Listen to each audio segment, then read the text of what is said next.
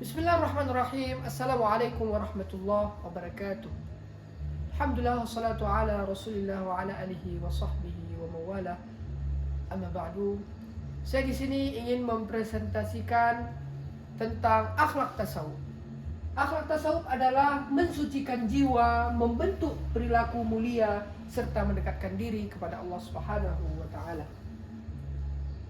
Pengertian akhlak tasawuf yaitu penyucian jiwa, fokus pada tazkiyatun nafs, mengendalikan hawa nafsu.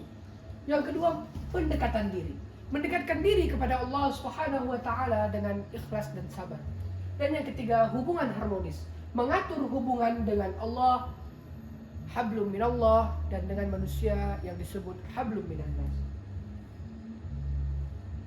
Urgensi mempelajari akhlak tasawuf, yang pertama itu membersihkan hati dari sifat tercela seperti sombong, iri, dan dengki.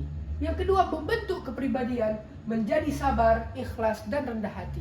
Dan yang ketiga, penyeimbang hidup, melawan kecenderungan materialisme modern. Yang ketiga, manfaat spiritual teladan, yaitu kesadaran spiritual agar hidup lebih bermakna dan tenang. Yang kedua, meneladani Rasulullah, mengikuti akhlak Rasulullah Sallallahu Alaihi Wasallam sebagai uswah hasanah, suri tauladan yang baik. Allah berfirman dalam Al-Quran, "Laqad kana lakum fi Rasulillahi uswatun hasanah." Sejarah munculnya akhlak tasawuf.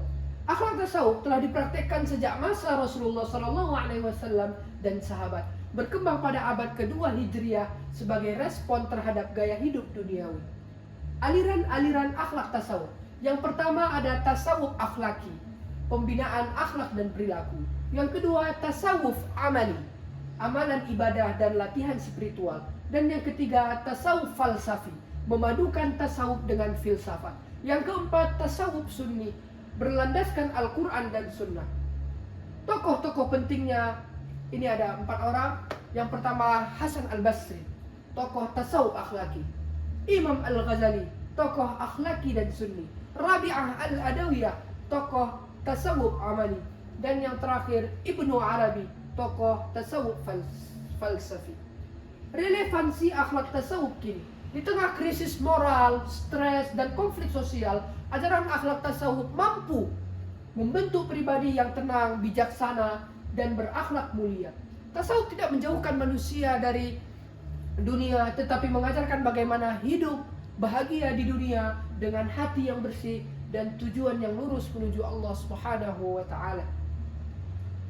Membangun pribadi berakhlak mulia. 1. Hati yang bersih, menjaga hati dari sifat negatif. Yang kedua, tujuan yang lurus, hidup dengan orientasi kepada Allah Subhanahu wa taala. Dan yang ketiga, perilaku terpuji, menerapkan nilai-nilai kebaikan dalam setiap tindakan. Kesimpulannya adalah akhlak tasawuf adalah kompas spiritual yang membimbing kita menuju kehidupan yang bermakna, damai, dan berakhlak mulia, relevan di setiap zaman. Mungkin ini saja yang dapat saya paparkan penjelasan tentang akhlak tasawuf. Lebih dan kurang saya mohon maaf. Sebelum saya tutup, saya ingin memberikan sebuah pantun. Buah nanas, buah ceri, dicampur gula, enak sekali. Cukup sekian presentasi kali ini. Semoga bisa bikin kembali. Hadanallahu wa iyyakum ajma'in. Assalamualaikum warahmatullahi wabarakatuh.